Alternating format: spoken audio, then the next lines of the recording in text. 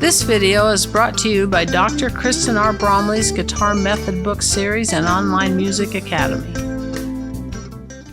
Hi, I'm Dr. Kristen Bromley. Welcome to my online academy. I'm thrilled to be here helping you with playing the guitar. In this video, I'm going to go over 7/8 time. We'll work on a little bit of strumming for 7/8 time, get some of that down, and of course we'll jam together, you, me, and the band, playing a little bit using the strumming patterns that I introduce here in this video. Now this video does accompany lesson 14 from my Chords and Harmony Books 1 and 2 method book. In that book, we're going to be on pages 87 and 88. So we'll be starting there at the bottom of page 87 with what I have up here on the board, and then as we're jamming together with the band, we'll be going over to page 88 doing song number 5. Alright, so let's take a look at 7/8 time. 7/8 time is an odd meter. As I explained previously with 5/8 time, when we have an odd meter, what that means is that the beat designations, some of them are different lengths. So with simple meter like 3/4, 4/4, 2/4, you have a quarter note as the beat subdivided by 2/8 notes. Each one of those beats is going to have 2/8 notes. When you get into compound meter like 6/8, 9/8, 12/8, the dotted quarter note is the beat. Each one of those beats is going to be subdivided by 3/8 notes. So when we get into an odd meter, some of the beats, in this case with 7/8, if it's at the 8th note level, 7/8 or 5/8, then we're looking at some of them being 2/8 notes long and some of them being 3/8 notes long. So with 7/8 time, generally, sort of traditionally, like I mentioned with 5/8 time, because when you start listening to drum grooves and just the different creative ways that people are approaching playing in 7 or 5 or even 11, 13, any of the different meters that we end up in, sometimes they're using a lot of syncopation and it's hard to tell exactly where these beat designations are. But when getting started, it's a good idea to start with learning these by the beat designations. So with 5/8 time, we had 2/8 notes plus 3/8 notes, or 3/8 notes plus 2/8 notes.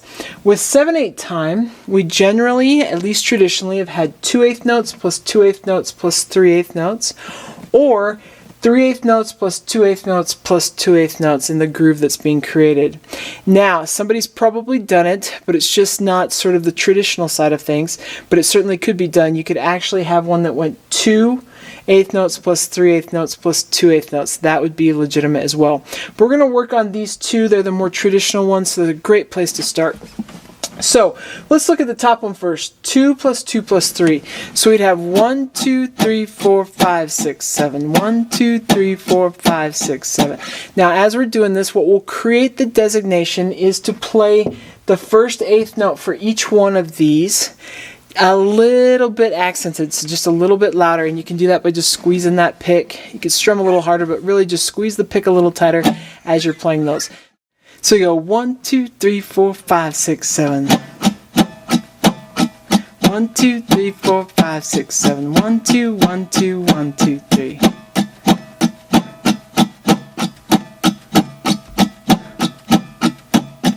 Now it's really important with odd meters to make sure that each of the 8th notes has the same length of time. So the beat lengths are different, but the 8th notes, that subdivision, the 8th note stays the same all the way across. Now, instead of doing it with all down strums, we could insert some alternating of the directions. So we could do some up strums. We can go down, up, down, up, down, up, down.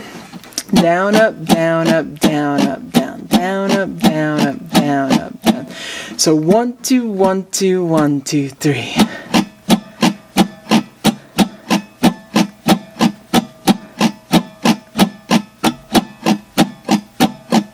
Once you get a little familiar with that, it's nice to practice it, of course, with a chord progression.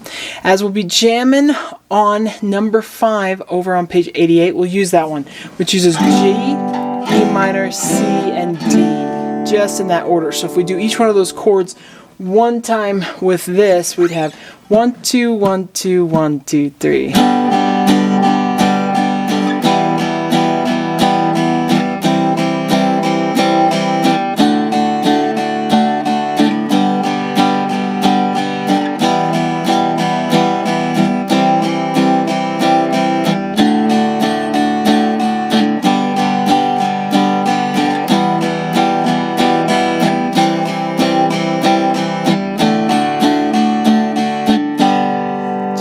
like that. Now you're probably just trying to get comfortable with that. You can practice that as much as you need to at different tempos.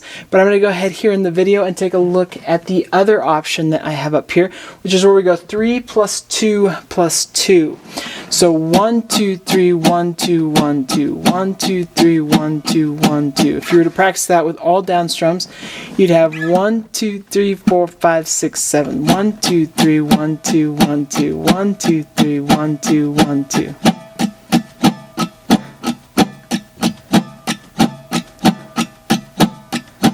You can practice that as much as you need to, and then of course we can insert alternating strumming direction here, so we can use the up strums.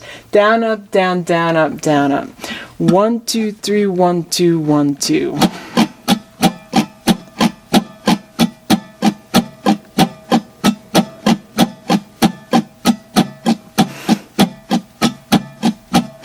You can practice that as much as you need to, but I'm going to go ahead and practice it here in the video with you using that same chord progression, G, E minor, C, and D. So we go 1, 2, 3, 4, 5, 6, 7.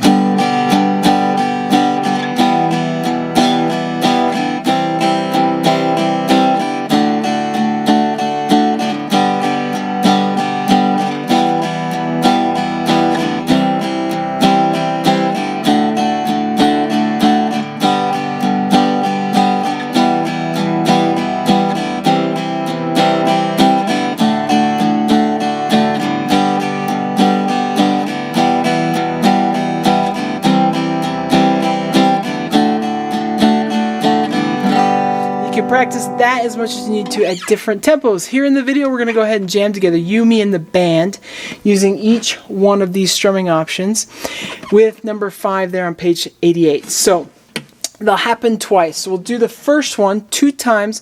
That chord progression will be used with a groove that works with the 2 plus 2 plus 3 option. We'll do that twice, once at a slower tempo and once at a faster tempo. And then we'll do alternatively the one that goes 3 plus 2 plus 2. Same chord progression, but we'll be jamming with a groove that goes with this option. 2 tempos, slower tempo and a faster tempo. So it's going to be super fun. Of course, you can just mute those strings and practice the strumming if you need to. Or if you need to, you can practice those chords. But by this point, those chords are pretty familiar. So you're probably really working on the strumming pattern. I will say too, you may need to count it a little bit at first. Probably helps to count it with the 1 2 1 2 1 2 3 or 1 2 3 1 2 1 2.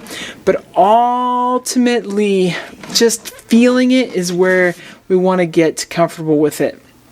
And as I mentioned towards the beginning of this video, there may be drum grooves out there where things are syncopated across it that you just can't even find which one of these is actually being used. And so then you would need to just sort of adapt and fit your strumming pattern to fit whatever that drum groove is doing. But here we're going to be jamming with these traditional options, and it's going to be great. So let's go ahead and play these songs together.